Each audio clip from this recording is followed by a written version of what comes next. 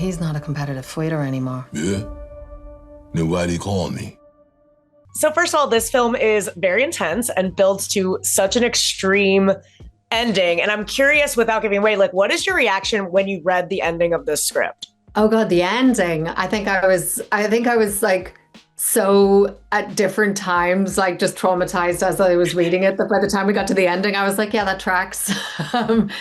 No, I just loved it. I thought it was so unique. I thought this is like a world I didn't know anything about. First of all, I was like, that's not possible, that amount of weight. Like, that's so unrealistic. Like, they're going to have to change that.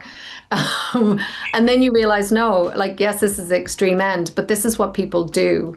And so I was just so fascinated because, I grew up watching boxing. I wouldn't say that I was like the biggest fan ever throughout my life, but I grew up with very famous boxers being from my hometown.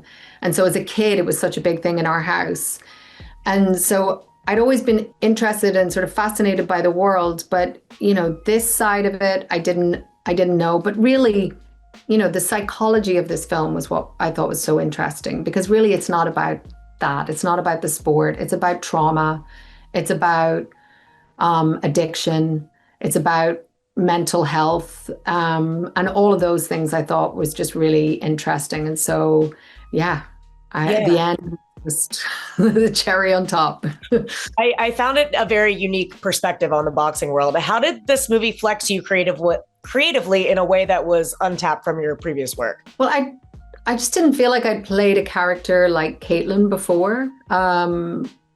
She was somebody who's very damaged, who, came from a very sort of tough inner city upbringing in Dublin, and sort of had, there's allusions to sort of her past, which sort of, she's somebody who's in recovery, but it's very fine line, and I just loved that.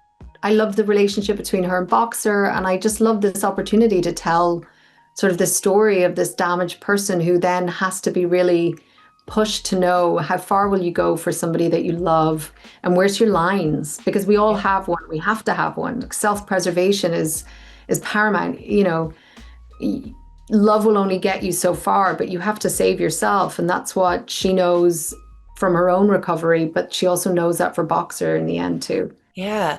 I know we're looking ahead to Outlander, the final season coming in early 2026, but I'm just curious, looking back at the whole experience, like, how would you say that series prepared you for the big creative swings that you're taking now, like The Cut, and how, it's just prepared you for this next chapter? God, I mean, if there was a university of life that I've attended, Outlander was definitely a decade of learning. I've been stretched so much as an actor on that show. I was given the opportunity to try so many different things. I mean, it asks so much of you in all of the different seasons, and I had barely done anything before I started that show, and by the end of it, I had thousands of hours of TV under my belt. I directed on that show, I produced on that show. So it gives you the confidence to walk into any other situation kind of going, well, I may not have done this before, but I've done all that. So I think I can try and at least, give it a good shot. So I'll always be grateful for that show.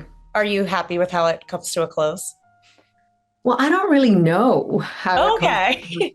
So we filmed variations, I guess, and Matt will decide in the editing suite what happens, so it'll be a surprise to me too. I love that even you're it's even a surprise to you. I love that.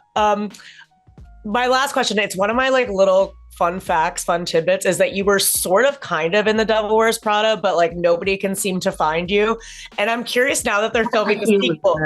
Now that they're filming the sequel, could we get closure on this? Oh my God. I know. Why am I not in the sequel? God, guys, that whole high heel that I was in. So I did, I think, 2 days on that film. This is before, it helped me get my SAG card. That's one thing I will say. There we go. But I think I sat in my trailer or the tiny, tiny banger for one of the days. And then the second day I was walking across the sort of front of the building as Miranda goes in to go to work. So the very front of the building. So, I saw Meryl Streep. My heel walked in front of the camera. And I think I was down officially as a clacker. I don't know, but that's it. Well, got the SAG card out of it. I love that. I'm out of time, but thank you so much. I appreciate talking to you. My pleasure. Thank you, Ash. The problem is your girl loves you. So she's only gonna hurt you so much.